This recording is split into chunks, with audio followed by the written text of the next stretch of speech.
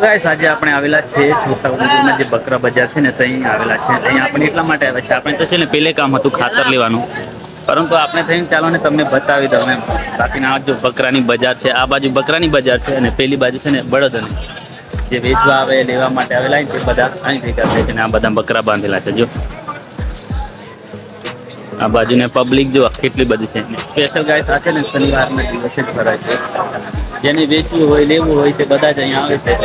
આપણે તો છે ને ખાતર લેવા માટે આવ્યા હતા, પરંતુ આપણે શું કરાય બ્લોગ વિડીયો બનાવીએ જે બધા વેચવા માટે આવેલા છે. આ થોડીક બાંધેલી છે.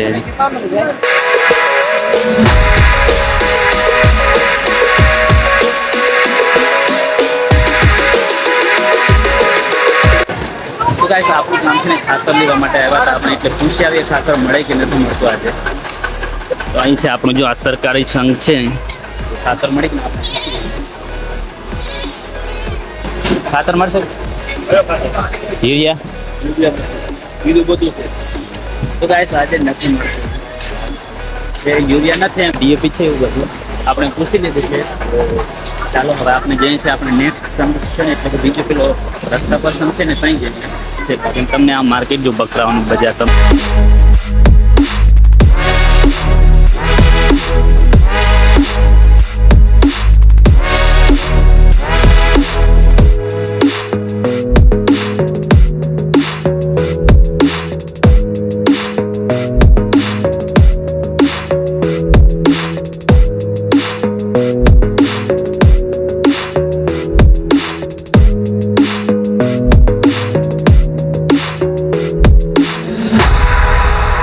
આ બાજુ છે ને બળદોનો બજાર છે, એટલે અહીં છે ને બળદો બાંધે છે જેમને પણ લેવાનું હોય વેચવાનું હોય તે અહીં આવેલા હોય એમ.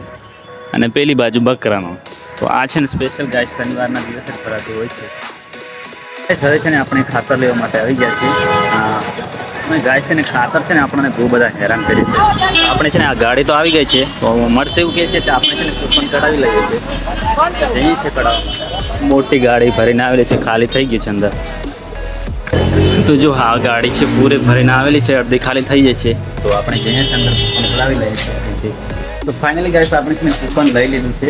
યુરિયા થેલી તો આપણે લેવાની નથી એટલા માટે 280 રૂપિયા લીધા છે એક થેલીના. બાકી આપણે ગામડામાંથી લઈએ ને તો કેટલા 400 રૂપિયા એટલા થઈ જાય છે. તો સારું કહેવાય, મળી પણ ગઈ એટલે સારું કહેવાય. તો લઈ લઈએ હવે. ખાલી થાય છે એટલે ખાલી થાય પછી આપણે